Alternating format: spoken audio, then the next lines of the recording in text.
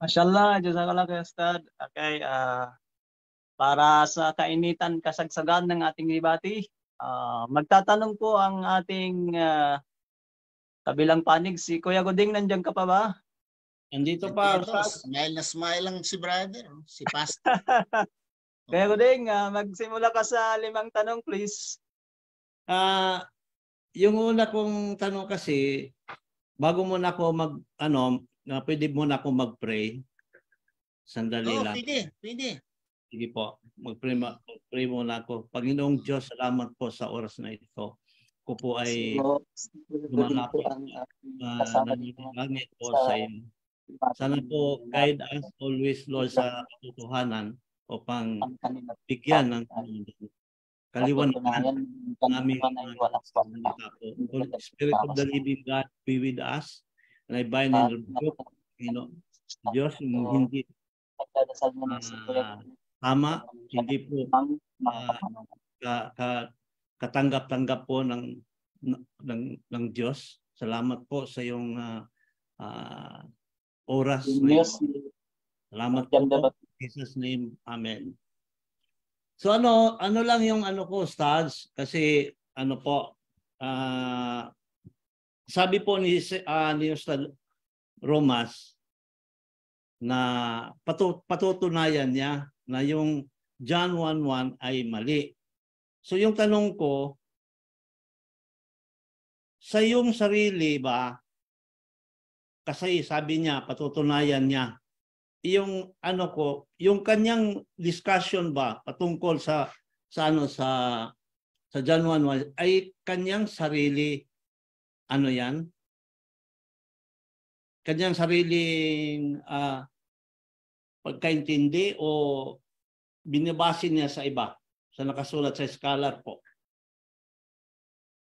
Magandang tanong, alhamdulillah.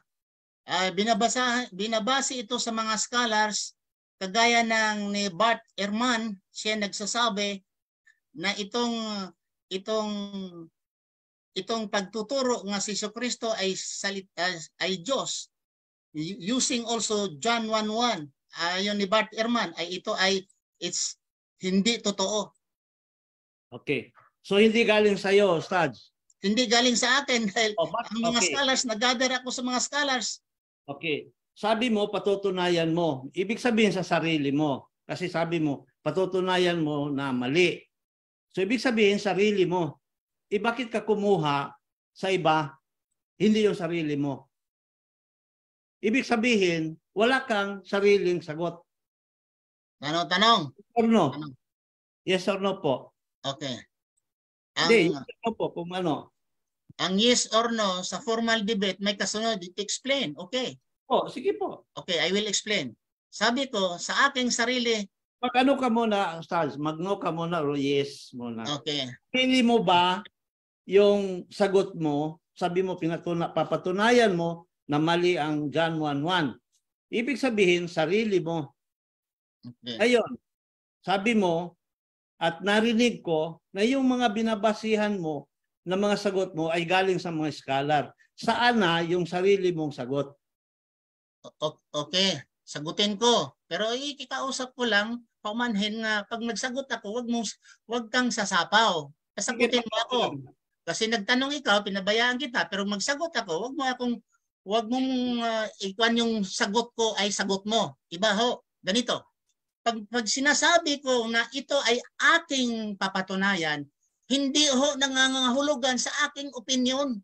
Pag sinasabi nga aking, it means nga it's my research gathered from the scholars, tapos ginagamit ko ito, I agree with their decision. Yun po ang ibig sabihin.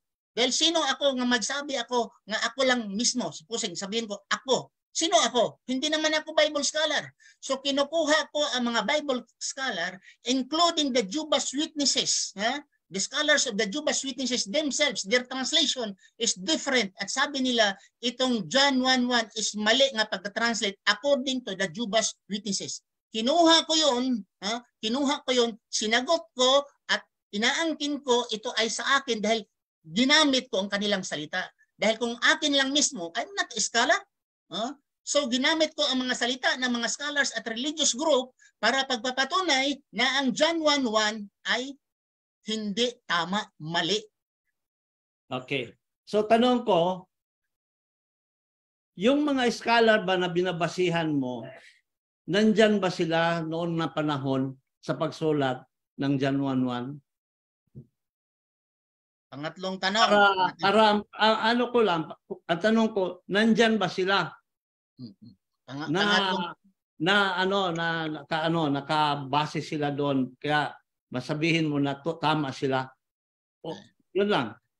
Nandyan ba sila sa panahon na yun nung sinulat yung John? Okay.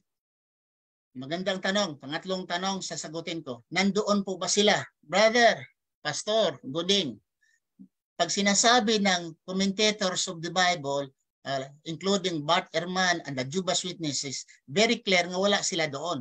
But it does not mean nga nandoon sila ay tama dahil nandoon sila. Kasi si Jesucristo nga wala rin doon. Kung basihan natin daw wala sila doon, ay mali, ay si Jesucristo wala rin doon. When the book of John was written, wala si Jesucristo doon, hindi alam ni Jesucristo dahil isinulat ni Jesucristo, isinulat ang John decades after the ascension of Jesus Christ. So yung basihan mo nga, nandoon ba sila?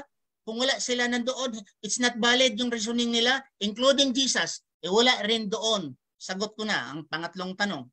So, wala sila doon, okay. So, yun ang sa pang-apat, kasi paano nila mapatunayan na tama yung kasulatan nila? Kasi galing lang sa isip nila yon. Yung tanong ko dito, tama ba yung interpretasyon nila sa nakasulat sa Bible? Ano yan? Pang-apat na tanong? Po. Okay. Kasi patunayan mo yan para okay. Ang kuwan mo dyan, tama ba? Kasi wala sila doon, tama ba? Brother, tama man o mali, hindi ito ng problema dyan. Problema ninyo yan dahil kayo mga Kristiyano ang nagsasabing mali. Itong scholars of the Bible of the New Testament, ito si Bart Ehrman, isang scholars of the New Testament, nagsabi siya nga wala itong about Trinity nga si Jesucristo ay Diyos. Ito ang binabasihan ninyo. At mismo, literally, ang mga Jehovah's Witnesses, mayroon silang sarili nilang translation.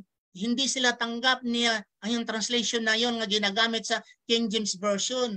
Sabi nila ay mali. Oh. Okay. So, panglima. Nakasanungan po. Okay po. Kaya nga sabi mo kasi mali. Bigyan mo ako, may ang bibigay ka ba na bersikulo sa Bible na contradict sa verse 1, sa John 1:1 at magsabi na mali yung John 1:1? Okay.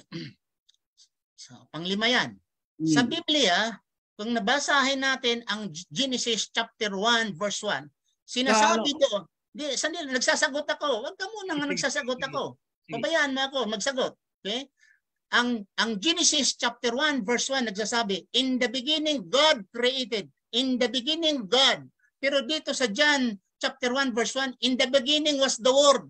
So it's mali dahil hindi pwede ang Word nangunguna na huli ang Diyos. Tama ang Genesis, pagsabi sa Genesis na in the beginning God. So in the beginning God, and He is the beginning and He is the last. Paano ang Word mang nag-una? Hindi pwede. Nag-una ang Word, wala ang Diyos. Ang Diyos ang dapat ang nangunguna. That's why mali ang John 1:1 dahil ang nangunguna dyan ay Word, hindi God. Okay.